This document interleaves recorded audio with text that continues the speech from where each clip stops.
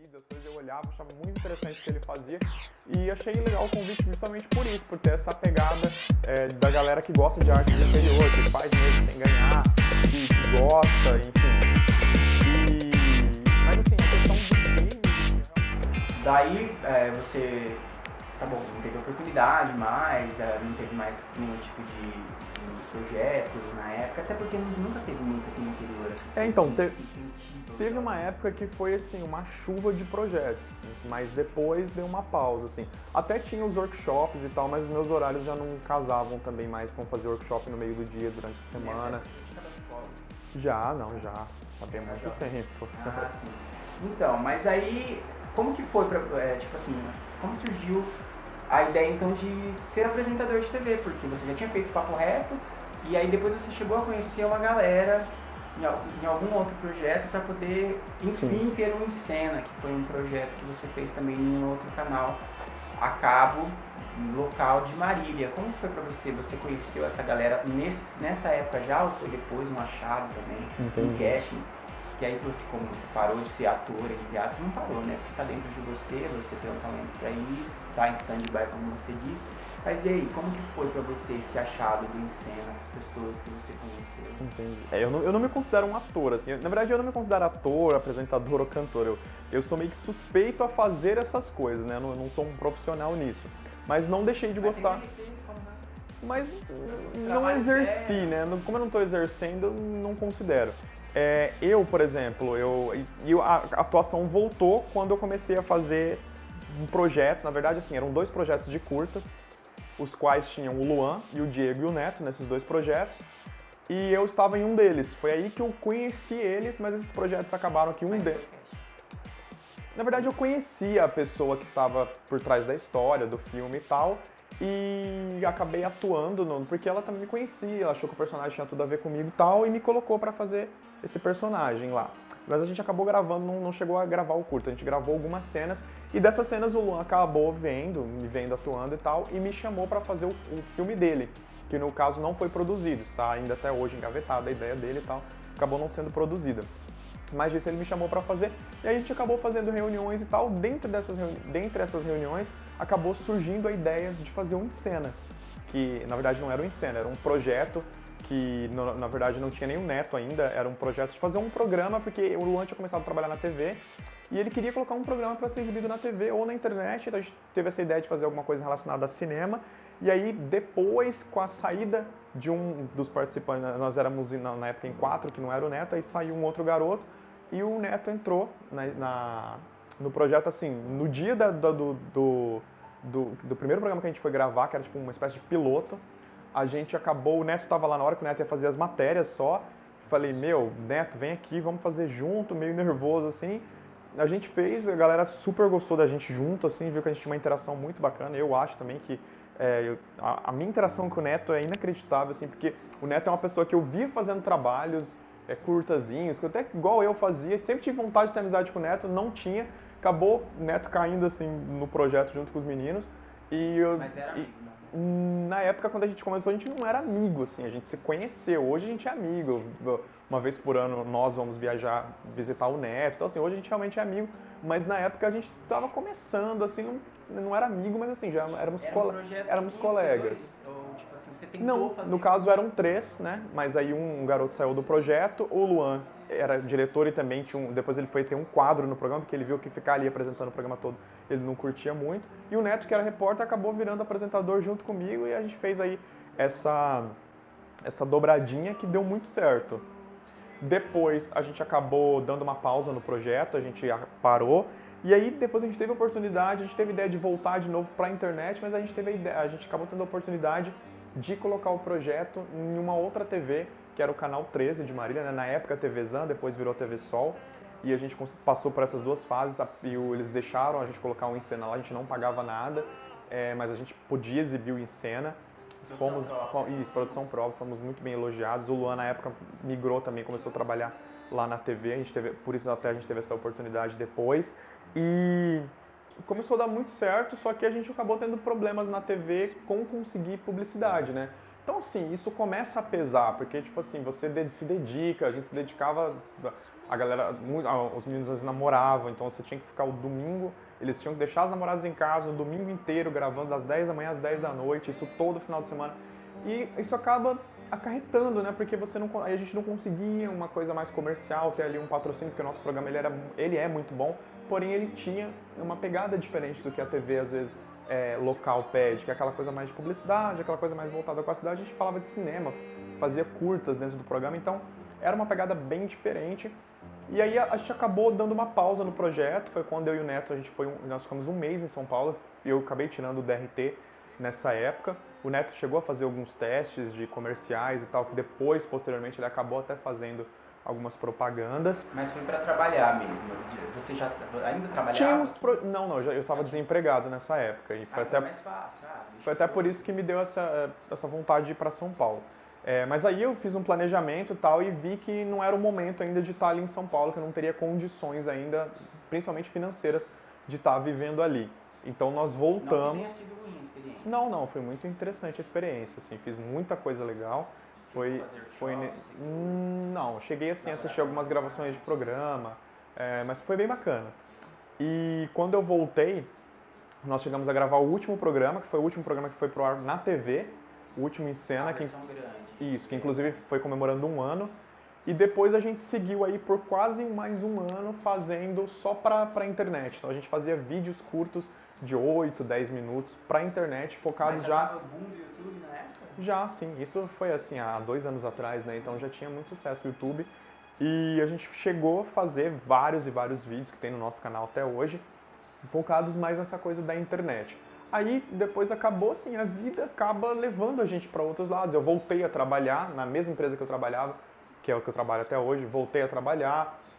Os meninos também começaram a seguir, fazer outras coisas. O nosso tempo começou a ficar mais curto, as possibilidades de gravação, os locais para gravar. E o Neto acabou mudando de cidade também, hoje ele não mora mais aqui. Então isso acabou assim, nós nunca paramos porque nós não gostávamos. Nós gostávamos muito de fazer o programa, mas uma força maior de cada um ter que fazer uma coisa ou outra acabou fazendo com que o projeto entrasse num stand-by assim, que eu não sei se é uma pausa, se é um hiato. Assim, não estamos mais produzindo já há muitos anos e não há previsão assim, de volta, mas a amizade continua. Mas eles continuaram na área, tá? O Neto até faz comerciais, né? Sim. E os meninos já trabalham em outras coisas, até com produção de TV, né? Isso. Ainda aqui no local. Uhum.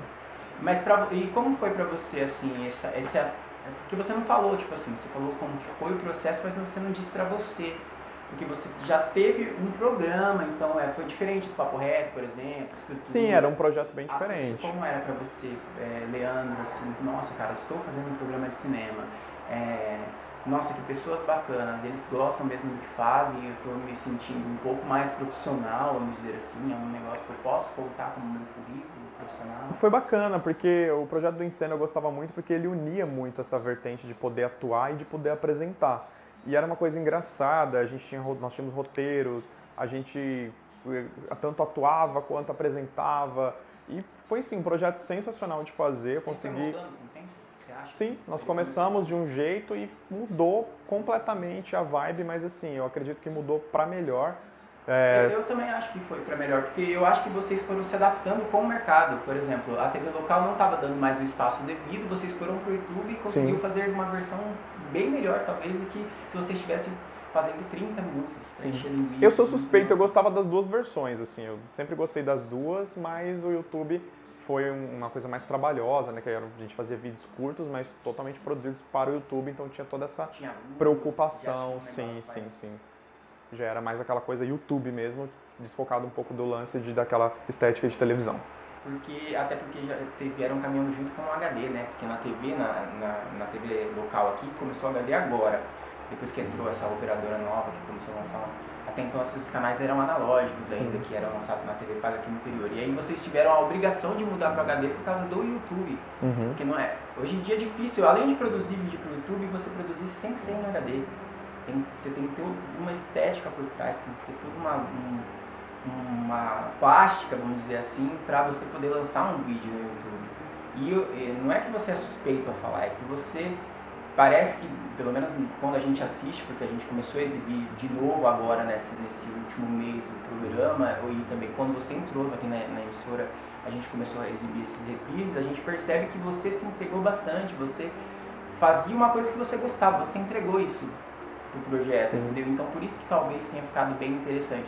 Sem o medo do ridículo, porque foi muito interessante a parte em que vocês se entregam sem ligar para que as pessoas vão achar. Vocês falavam, você tem que falar que era o negócio do cinema, ou do Star Wars, ou do spoiler, alguma coisa assim. Vocês falavam mesmo na cara dura, independente se a pessoa assistiu o negócio ou não. Sim, e muita coisa surgia na hora das gravações também. Nós tínhamos roteiros, mas lá na hora da gravação sempre surgia alguma coisa. E a gente falava de algo que a gente entendia também, né? Nós não somos críticos de cinema, mas nós somos pessoas que assistem filmes e que gostam, então o projeto foi bem bacana, foi sensacional. Emendando essa parte, assim, uma curiosidade assim, que me surgiu, assim, pelo que você disse, sempre foi uma coisa mais terror na tua vida? Vamos dizer assim, sempre foi uma coisa mais... Você sempre gostou de algo mais, desde o trash ao terror, ou você não... Eu sempre gostei, eu gosto até hoje. Eu tenho preferência para filmes de suspense, filmes de Matador terror. é um terror, trash. Mas não, assim, a escolha para trabalhar em um filme não tem essa influência pessoal, assim, é mais de gostar do personagem, ou não. Mas gosto pessoal de filme é sempre suspense, terror, mas eu sou bem eclético. Até porque os curtas que vocês fizeram dentro do Encena, como Extraterrestre ou aquele outro do Drácula, tem um tem um negócio assim, uma vibe mais... Mas a escolha ela era, tipo, era coletiva, né? Então entrava a opinião de todo mundo, apesar de todo mundo também ser fã desse gênero. Entendi. Nossa, bacana. E como que foi pra você, tipo assim, já tinha acabado o projeto na época que o pessoal do canal tinha entrado em contato com vocês? Você já tinha passado muito tempo? Porque, pelo que você falou, parece que acabou em janeiro daquele ano. E a gente tinha entrado em contato com vocês em julho. Eu não me recordo, assim, eu não me recordo exatamente, assim, dessa parte. Mas eu lembro que a gente chegou a fazer 2 vídeos que não foram pro YouTube. Nós chegamos a gravar 2 vídeos que não foram lançados. E a gente tinha projetos de fazer, mas aí foi dando aquela pausa, não dava, não rolava. E aí meio que foi assim, meio que acho que empurrando com a barriga, assim, até que a gente parou de fazer. Foi 2016. Mas eu... Parece que os últimos vídeos foram postados. É isso, só que eu não consigo me lembrar, assim, exatamente, assim, se já tinha acabado. Eu lembro que tinham 2 vídeos ainda pra sair, então tinha meio que essa pausa por questões desses 2 vídeos, que depois acabaram nem saindo.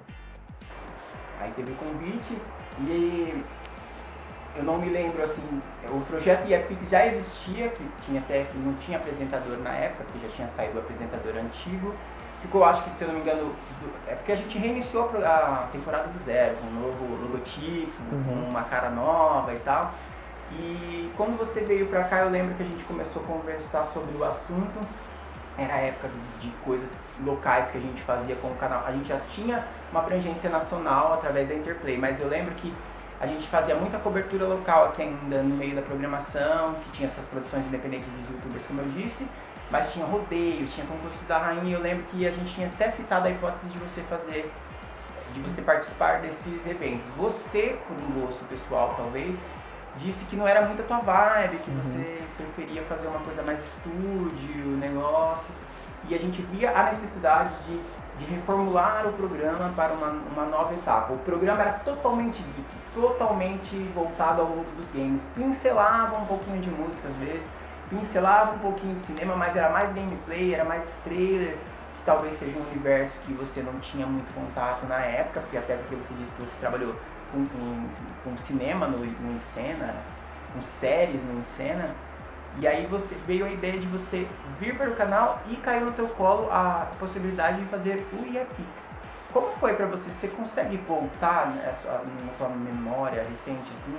Como que foi para você fazer um programa que já estava na grade, que foi reformulado para você e que tinha esses outros 2 assuntos, que eram a música e os games, né? Que é uma coisa que o canal hoje em dia defende muito, é uma identidade do canal hoje em dia.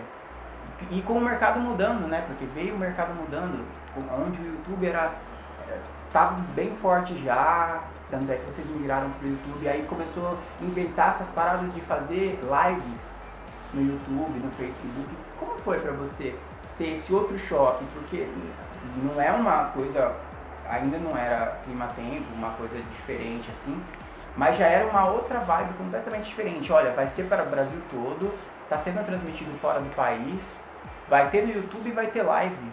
Entendi. E a primeira semana a gente vai fazer inédita todinho. Como foi pra você, assim, mudar essa vertente, entrar num canal? Foi interessante, assim, na verdade eu não conhecia ainda a programação, não sei como era o programa antes de eu estar aqui, né? Mas o que eu acho que me chamou a atenção, que eu achei interessante, foi que eu vi em vocês, assim, como éramos nós, assim, uma galera, tipo, no bom sentido, quebrada, né? Que fazia as coisas sem ganhar nada, sem ganhar dinheiro com isso, assim, eu, no caso, não ganhava dinheiro com isso. E gostava de fazer, de pegar, ligar a câmera e fazer um programa, mesmo assim, sem pretensões, entendeu? Acho que o que me chamou a atenção foi isso, foi até o que eu falei do Neto, que o Neto fazia isso também, o Neto fazia vídeos, as coisas eu olhava, achava muito interessante o que ele fazia, e achei legal o convite justamente por isso, por ter essa pegada da galera que gosta de artes do interior, que faz mesmo sem ganhar, que gosta, enfim. Mas assim, a questão dos games, assim, eu realmente tive um pouco de dificuldade, porque eu jogava videogame, mas não sou expert no assunto, não acompanho e tudo mais. Mas isso, mas o Guicena foi um programa de games, né, e roteirizado. Mas assim, e falei de jogos que eu joguei e tal, mas foi tem sido, né, uma... É que você não veio na evolução disso, você deve ter jogado antes, né, na época que era febre Mega Drive, febre, sim. Tem sido uma experiência bem legal apresentar o IEPix.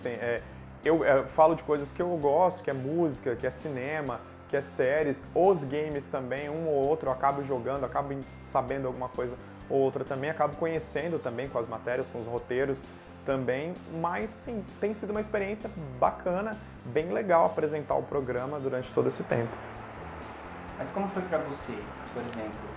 Olha, vou fazer um programa, vai ser cultura pop, vai ser cultura nerd. Então, é como eu te disse, assim, eu sou um cara muito despretensioso, assim, eu sou muito pé no chão, assim, eu não fico muito assim, nossa, isso vai virar isso é grandioso. Eu não sou muito assim, sabe, eu sou muito pé no chão, eu vivo o momento, assim, eu faço as coisas, claro, esperando que deem certo, mas também preparado caso não.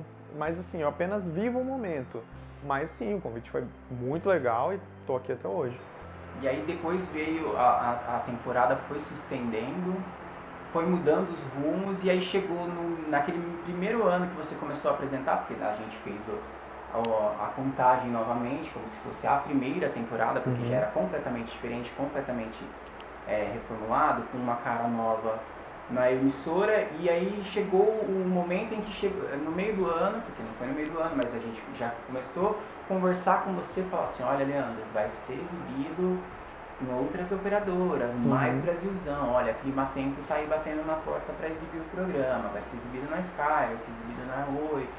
Para você, Leandro Martins, como realização pessoal, em ver teu nome no menu, ou tipo, você está na casa dos seus avós, ou dos primos, ou dos parentes, dos amigos, e de repente tem uma Sky, uma Oi lá, e você vai lá no guia de programação por curiosidade, vê teu nome, sinopse, fala, meu programa vai passar em tal horário. Como que é pra você como realização pessoal? Você já imaginava isso quando você era mais novo? Você já almejava, mesmo não deslumbrado com esse mundo? Eu fico feliz, né, de ver que o projeto tem ganhado aí... ganhado abrangência, né, e é interessante, é muito legal pra mim ver, assim, meu nome lá no como é que chama? Esqueci o nome. No guia de programação, saber que o canal está passando. Foi como eu disse, a primeira vez que eu fazia o programa no canal 15, eu achei interessante quando eu me olhei assim na TV e eu me vi lá, é uma sensação engraçada, assim, acho que todo mundo devia passar por isso na vida.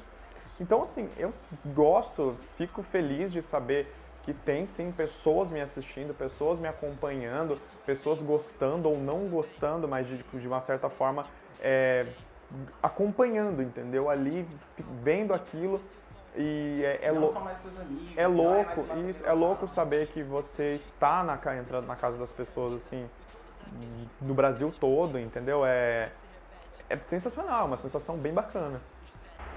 Veio foi vindo essa temporada agora, primeiro ano, segundo ano, quando chegou no segundo ano, chegou março de novo, vai ter que ter novidade, que é sempre em março que o canal lança alguma coisa, só vai ser diferente no próximo ano, mas sempre em março que o canal lança alguma coisa.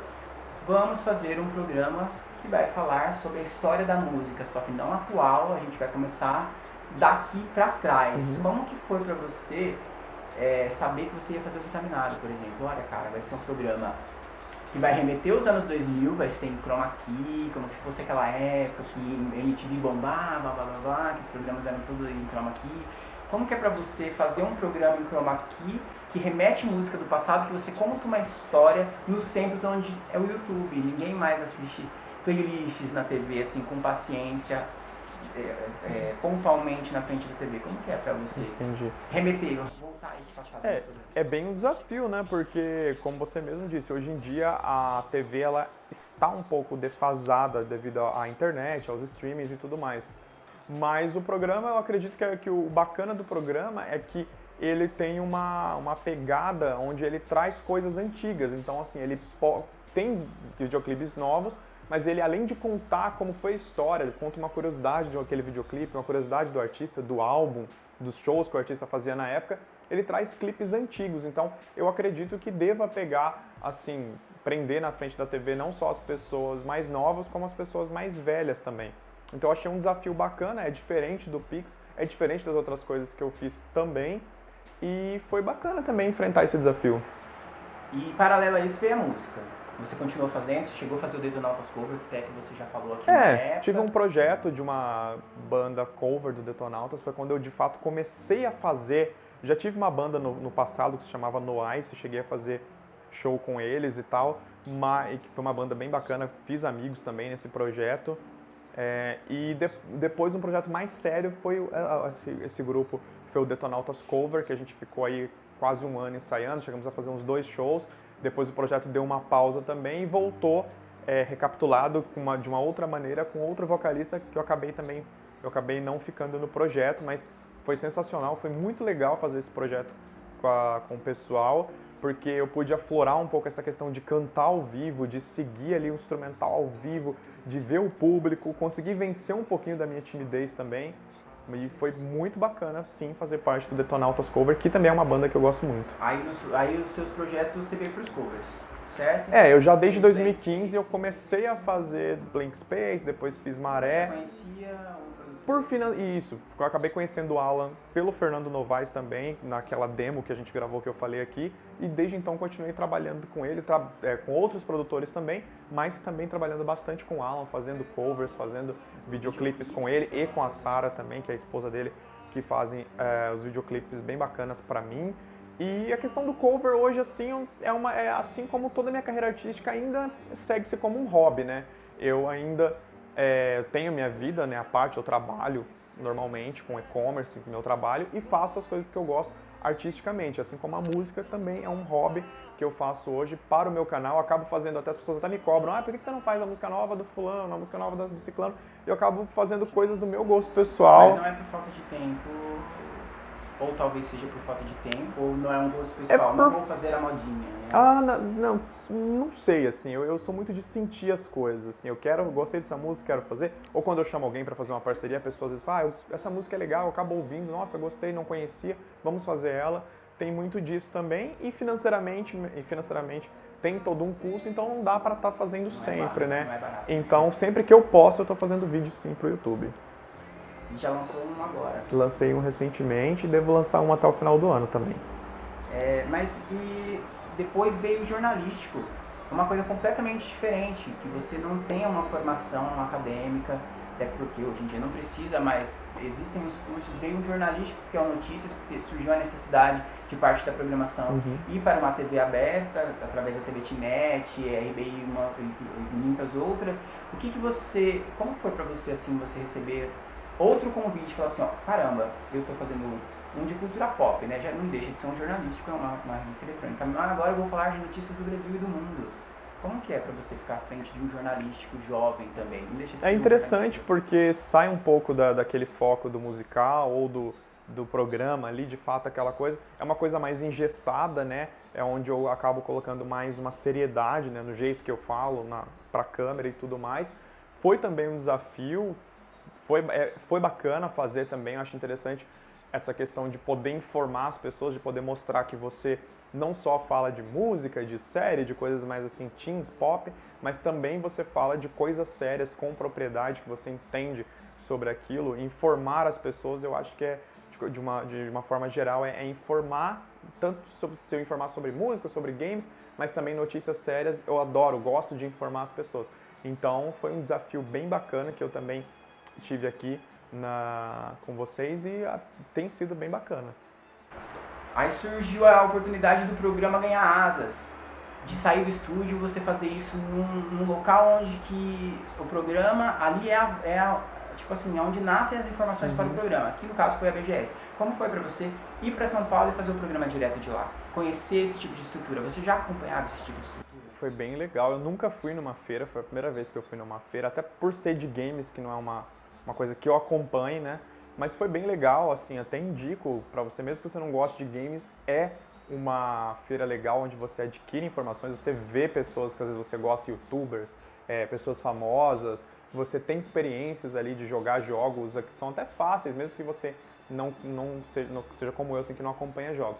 Foi bem interessante essa experiência, eu nunca tinha feito algo parecido, eu tenho um pouco de aversão, assim, a público, e foi, no começo, deu um pouco de vergonha estar na frente de todo mundo, mas quando eu assisto, assim, que eu vejo, parece que eu fiz muito bem, mesmo estando ali, que eu sei que eu estava morrendo de vergonha, mas foi, assim, uma experiência sensacional, foi bem bacana, eu nunca tinha feito nada parecido em apresentar um programa ou fazer uma transmissão ao vivo, já tinha feito matéria, né, do treinamento de incêndio, que foi na frente das pessoas, mas não foi ali daquela maneira, num evento tão grandioso como foi a BGS. Foi pressão, porque você sabe que youtubers estavam ali, que iam fazer... Acho que não, porque nós não tivemos muito acesso a eles, assim, né? A gente ficou mais no nosso canto, um deles, com a estrutura deles, que acaba sendo maior, mas não desmerecendo a nossa estrutura, mas eles acabam tendo mais espaço, conseguem entrar nos stands e tal. A gente acabou fazendo mais a nossa vibe, mais o programa. A gente acabou não falando muito de games, a gente fez o programa que a gente faz aqui, lá, mas foi uma experiência bem bacana, porque essa coisa de estar ali no público é quase como você fazer um programa ao vivo. Você falou uma coisa, acho que muito interessante nessa questão. Hoje eu acho que o que a galera vive é essa coisa de não precisar assistir.